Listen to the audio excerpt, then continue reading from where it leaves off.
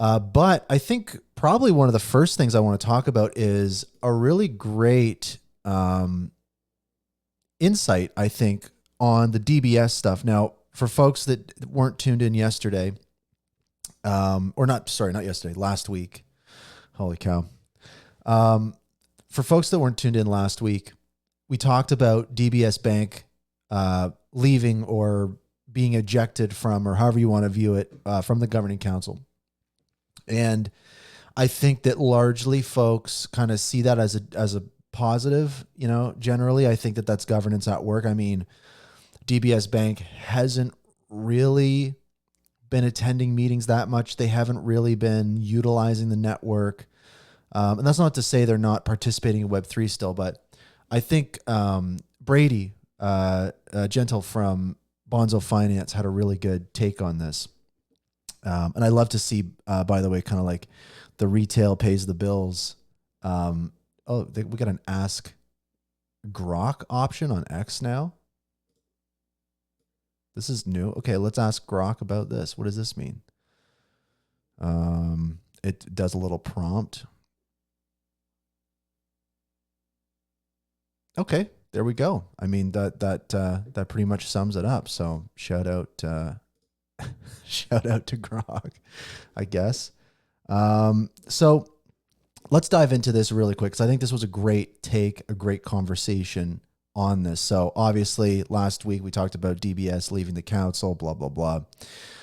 Brady chimed in, and Brady, again, previously at Swirlds Labs, now at Bonzo Finance, has a bit of an inside track on this stuff. Brady kind of knows, and he definitely is a retail participant, degen builder at heart, which is great. So Brady says, "Is for the best. DBS Bank wasn't adding any value. More council members that aren't adding value should be stepping down and getting replaced by mature Web3 companies that actually understand the blockchain market in which Hedera is competing." Right? I think that captures a sentiment of, I think, what a lot of people feel. I mean, some might disagree with that. But I think that the majority consensus here for people actually building on, utilizing, investing in the network actively, I think this is a strong sentiment. No Man's Internet, who tunes into the show, frequent listener, shout out to No Man's Internet, chimes in. However, it's not like DBS Bank decided they didn't have Web3 use cases, decided they didn't have Web3 use cases. They chose to build on Polygon over Hedera. An exit interview with their Hedera rep to understand the decision to build on a, quote, retail chain over a, quote, enterprise chain would be helpful. So, I mean, this is kind of a case in point here, and Brady kind of hits the nail on the head. That's absolutely right. Retail pays the bills. And when your council members jump to retail-focused chains, it should be a warning shot. So reading that and kind of thinking about that, it does get you thinking in a little bit of a different way, for sure. When I think about DBS Bank, when I think about the situation with that, I think about it and I go, who's the real one at fault here? A lot of people will be like, well, DBS Bank wasn't, participating in the meetings and they aren't building on Hedera. But it does make you think of some other perspectives of like, and again, Rob Allen talking about different organizations in the Hedera ecosystem needing to be fit for purpose. You think about it and you go, well, what is the reason for the lack of participation from certain governing council members if indeed they do have a focus in Web3? Why not participate in Hedera in the way that we think they should? So it kind of raises some additional questions and gets you thinking in different ways. Not to say that Hedera isn't a good network to build on or whatever. It's just an interesting observation to see someone like DBS Bank building on another retail-focused network, and it kind of strengthens that argument and that, sentiment that retail pays the bills. And I know, saying retail pays the bills is definitely a generalization, but I'm of the belief in this industry that you can die in the nuance. So I'm a fan of broad strokes, just to get the idea out there, just to build interest in it, because it is true. So I guess, peace out, DBS Bank. We'll miss you. We'll not miss you. I don't know. Just on that, something that might be interesting to take a look at. Is it in my notes here? I don't know if it's in my notes here. I'll find it. There was a great, on the Hedera subreddit, which by the way, I love getting goofed on in the Hedera subreddit. I posted a tweet recently that, or I think I said it on the show. It was like, most of the posts on the Hedera subreddit are just screenshots of Twitter. And so that got screenshotted and posted to the Reddit. So I thought that was pretty funny. But here we go. This is a good outlook, or not a good outlook. Sorry, the exact opposite. So this is the 2024 meeting attendance. An individual has kind of tracked this. This is a link to Twitter. And right here, this is the attendance summary of governing council meetings, right? So DBS, 0, right? 0 meetings this year DBS Bank has attended. So Ubisoft, the same. EDF, and EDF as well is one of those governing council members that apparently has this big, power grid, vehicle charging, smart city kind of use case thing. So it is sometimes difficult as well to reconcile the fact that there are potentially some of these governing council members building on Hedera, but aren't attending any governing council meeting minutes this year. And so Chainlink as well, 0 meetings. But again, we saw the news recently. I'll just kind of pull this up, just quick little side detour here. This week we saw Chainlink on Twitter announced Chainlink price feeds provide high quality tamper-proof market data, integrate the HBAR USD price feed on Polygon. So people building on Polygon can bring in the HBAR USD price feed. So these are baby steps, right, into the kind of rumored Chainlink integration support, whatever it might be, in the Hedera ecosystem, which is pretty exciting. And that's something we've been hearing about. I had Grolf on the show, Gerbert the Grolf on the show recently, and we talked about how, on GitHub, on Chainlink's own GitHub, they're basically signifying they want to integrate Hedera. Monty, I mean, I agree. Retail is everything when it comes to crypto. It's a matter of life or dieth. So I agree. And I do think that, when we talk about retail,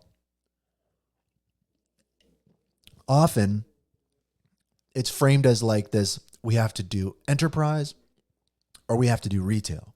And what we've learned, and I think this is what Hedera's president Charles speaks to, is like, retail is actually like a necessary stepping stone on the way to enterprise, right? And that's not just a made up thing. We see it playing out in other networks. And also it's what enterprises are saying to Hedera, right? Like, we're stuck in a situation where enterprises are going, Hedera, you guys need more retail activity growth, TVL. And Hedera is like, no, we want enterprise. And so it is this prerequisite, right? And that's why the DBS Bank stuff is so interesting, because you kind of see, well, they leave the governing council, but they're building on Polygon. So it's very, definitely shows that there are definitely changes that need to be made. But a quick note from Brady on the Chainlink stuff. Again, a detour within a detour here, folks. Brady says integration of HBAR price feeds with Chainlink on Polygon. Here's a quick recap of what it enables. Cross-chain bridging of HBAR for bridges relying on oracles. So, that's huge. We talk about bridges a lot in this ecosystem. We only have one hash port, and so it's going to be critical to have more bridging infrastructure. Lending and borrowing in derivatives markets for wrapped HBAR on Polygon. So think about that too, right? When we think about, we talk often on the show about how important it is for HBAR and other HTS tokens to be listed on various centralized exchanges, but we often don't talk about how important it is for HBAR to be listed on decentralized exchanges on other networks, right? So PancakeSwap or Uniswap or whatever, having wrapped HBAR in those external DeFi ecosystems is so important. So this is an enablement of that. So it really starts to get you thinking and realizing kind of how important this key infrastructure is. And, this is a governing council member that is making some moves for Hedera. And this is the key point here too: greater awareness for Hedera. right? That's really what it comes down to.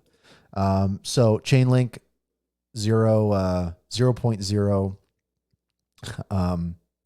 meetings attended this year. So making moves. It definitely shows that there's not a very tight correlation between the attendance rate of governing council members and usage of the network. Like that's what I'm learning, is that this doesn't really signify governing council members using the network. I think that it's confusing for sure. But then also too, like we got the OGs, right? Of course, Swirlds Inc., separate from Swirlds Labs, important for our next stories we're going to talk about. Standard Bank, Shinhan Bank, this is, I think, the most underrated governing council member. Magazine Louisa, hope I'm pronouncing that right, which I'm not. This one, I think, is probably the most underrated governing council member, doing some interesting stuff. So that's one to keep an eye on. London School of Economics, IBM, DLA Piper, Dentons, Boeing, Avery Dennison, Australian Payments Plus, absolutely, of course. I mean, that's Rob Allen, and Aberdeen. So not bad. Like, I do have to say, like, to put a silver lining on this, there's something called, if folks aren't familiar, it's called the Pareto's principle. And basically it's the thesis, and it holds true most of the time, that 20% of the effort generates 80% of the results. So if you apply that to a group setting, that theory, if you have a group of 100 people, 20 of those people are generating, on average, 80% of the results. And you can kind of, it's also like a bit of a meme, right? When you're in a school project or whatever it is, if you're in a group of 5 people, it's usually, one person doing all the work and other people helping out. So that does apply, I think, to the governing council. You got a group, and generally I think that you're going to have 20% of these governing council members ongoing, generating 80% of the value. It's just a group dynamic type thing.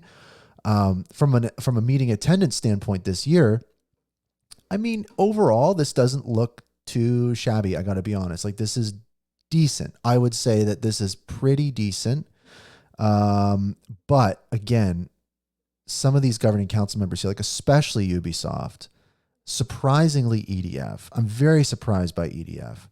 I think we're going to start to see some more governing council members go.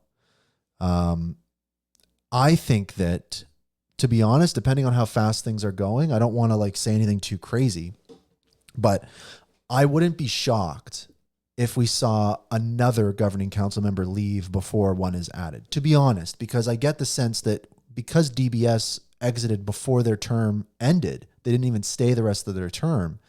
It does tell me that some decisive action is happening at Hedera. And so if that is the case, then I wouldn't be shocked if that were to happen. So I don't know, food for thought. Also, let's quickly talk about, that's boring. I don't even